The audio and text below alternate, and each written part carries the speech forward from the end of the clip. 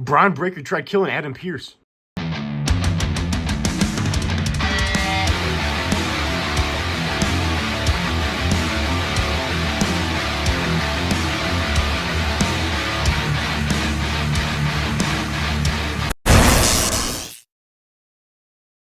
What's a Jared here to read the weekly set review of Monday Night Raw.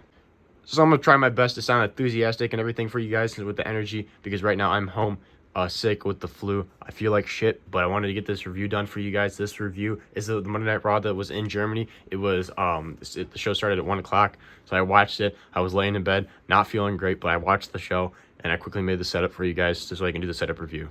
So if my voice sounds messed up or I just don't sound like excited or anything about it, it's not because the show sucked or anything. It's just because I don't feel good, guys. But enough with me. Let's get into the show.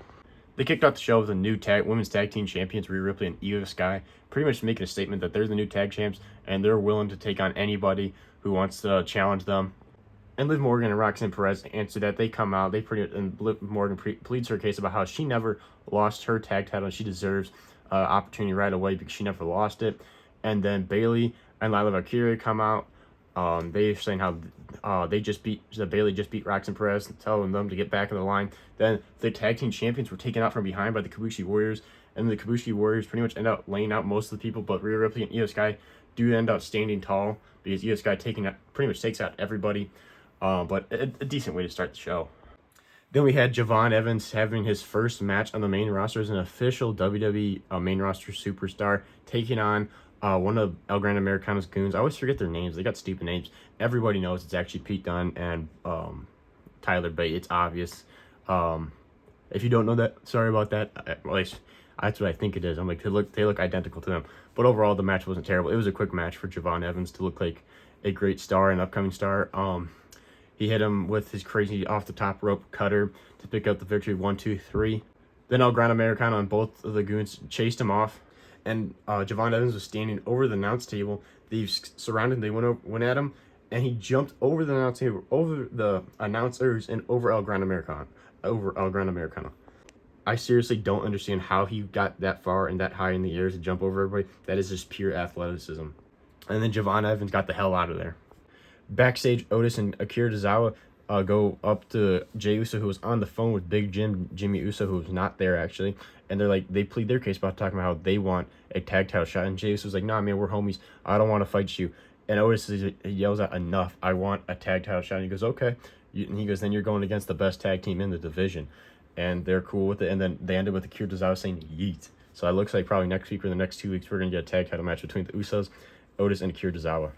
Next week, Becky Lynch has to defend her newly won women's Intercontinental title against the former champion Maxine Dupree. Becky Lynch is pissed because it took her several months to finally get her opportunity to get her title back, but it only took Maxine Dupree 2 weeks.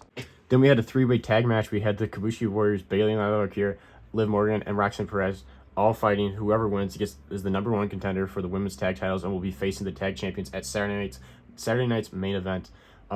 This match wasn't too bad at all. It looked like the Kabushi Warriors had it, but Liv Morgan snuck from behind, hit the Oblivion on Kairi Sane, picking up the victory for Team Liv Morgan and Roxanne Perez. 1, 2, 3. They picked up the victory, so they'll be facing Rhea Ripley and Io Sky at Saturday night's main event in 2 weeks for the women's tag team championships.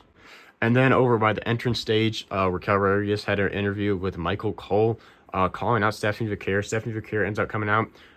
Raquel Rodriguez ends up leaving, but then comes from behind and beats her up once again, going after that hurt ankle of hers because Stephanie Vaquer is in the boot. They're continuing the storyline of Raquel Rodriguez wanting the world title and her continuing to injure Stephanie Vaquer's ankle. Then the one and only CM Punk comes out. CM Punk talks about how he is moving on from the Vision. Successfully just went through hell with Bron Breaker, defending the world title successfully, and then he's open because he's a defending champion. He's open for new challengers. He's ready to move on. He wants new challenges, and Finn Balor's music hits. Finn Balor comes out. He almost does the Prince thing when he throws his arms up. So I'm really hoping they bring back the Prince character and his music and everything, because that is the greatest Finn Balor ever. NXT and early on WWE, like 2016, 2017 Monday Night Raw, Finn Balor was a banger. Absolutely amazing wrestler. But so Finn Balor comes out, pleads his case, talking about how if you followed his career from Europe to Japan to NXT to early Monday Night Raw, He is a true superstar. He deserves a world title shot. And CM Punk's like, all I've noticed from you is you're lacing and polishing Liv Morgan's boots in the Judgment Day. You're backstage playing video games. You're no longer the Prince. But Finn Balor goes off on him, saying how next week in his home, because he's like, I've done seeing you, CM Punk, use Chicago as your home turf. Next week, I think it's in Ireland or it's England. I think it's England. I can't remember. They said one of them. But he said my home field will be next week for the world title. The Prince, which is early on Finn Balor, versus the Punk. So CM Punk, and CM Punk is like, deal, done. Adam Pearce makes it official backstage. So next week for the world title, it's going to be Finn Balor, the Prince, and CM Punk, the World Heavyweight Champion, fighting for the world title. Then Bronson Reed and Austin Theory took on Dragon Lee and Penta in a tag team match. And this match wasn't half bad at all. It was cool to see Penta back because I think this was his official first in-ring match back since his shoulder injury.